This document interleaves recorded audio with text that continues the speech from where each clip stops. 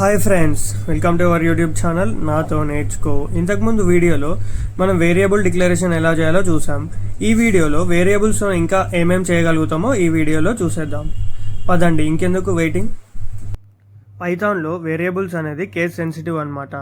అంటే ఇప్పుడు చూడండి, ఎగ్జాంపుల్లో స్మాల్ లెటర్ ఫ్రూట్ యాపిల్ అని ఇచ్చాం, తర్వాత క్యాపిటల్ లెటర్ ఫ్రూట్ బనానా అని ఇచ్చాం. ప్రింట్ స్మాల్ లెటర్ ఫ్రూట్ అంటే మనకి ఏమొచ్చింది, యాపిల్ అని వచ్చింది. ప్రింట్ క్యాపిటల్ లెటర్ ఫ్రూట్ అని ఇస్తే మనకి ఏమొచ్చింది, బనానా అని వచ్చింది. అంటే రెండు డిఫరెంట్ అనమాట. పైథాన్లో వేరియబుల్ రీఅసైన్మెంట్ అనేది చాలా సింపుల్గా ఉంటుంది. ఇక్కడ చూసుకోండి, ఎక్స్ని 5 అనుకున్నాం, వైని ఆకాష్ అనుకున్నాం. So next X equal to Y అన్నప్పుడు ఎక్స్లోకి వై వాల్యూని పంపిస్తున్నాం, అంటే ఎక్స్లోకి ఆకాష్ అనేది వస్తుంది. నెక్స్ట్ ప్రింట్ ఎక్స్ అన్నప్పుడు మనకు ఆకాష్ అనే ప్రింట్ అవుతుంది. ప్రింట్ వై అన్నప్పుడు కూడా ఆకాష్ అనే ప్రింట్ అవుతుంది, ఎందుకంటే వైని ఏం డిస్టర్బ్ చేయలేము, మనం ఎక్స్లోకే వై వాల్యూని పంపించినాం. సో ఎక్స్ కూడా ఆకాష్ అయిపోతుంది. మనం ఇక్కడ data type of X check చేసుకున్నా కానీ మనకి స్ట్రింగ్ వచ్చేస్తుంది, ఎందుకంటే ఇప్పుడు ఎక్స్ అనేది 5 కాదు, ఎక్స్ అనేది ఆకాష్ కాబట్టి దాని టైప్ కూడా స్ట్రింగ్ లాగా మారిపోతుంది.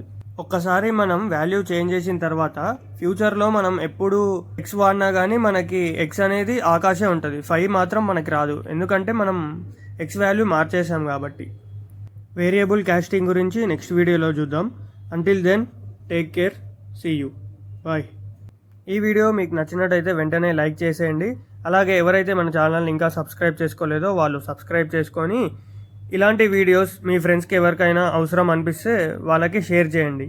అదే పైథాన్ ఎవరికైతే నేర్చుకోవాలని ఉంటే వాళ్ళకి షేర్ చేయండి. Thank you.